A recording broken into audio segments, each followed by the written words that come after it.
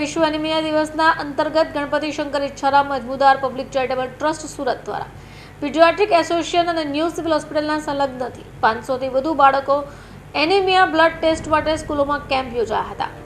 આ કેમ્પમાં બાળકોમાં એનિમિયા થેલેસીમાનું પ્રમાણ જાણવા મળશે। એનેમિક બાળકોને આયર્નની ટેબ્લેટ આપવામાં આવશે અને 3 મહિના પછી ફરીથી બ્લડ રિપોર્ટ કરાશે।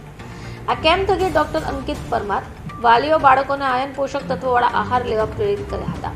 એનિમિયાના લક્ષણોથી પરિચિત કરાયા। આ કેમ્પસમાં બ્લડ ટેસ્ટનો અંદાજિત ખર્ચ 1000 રૂપિયા ગણપતિ શંકર મજમુદારના ટ્રસ્ટી વિરેન્દ્રભાઈ મજમુદાર દ્વારા બાળકો માટે નિઃશુલ્ક કરાયા છે। થેલેસેમિયા, સિકલ સેલ જેવી બીમારીઓ માટે જાગૃતતા ફેલાય એવી આશા પણ તેમણે વ્યક્ત કરી છે।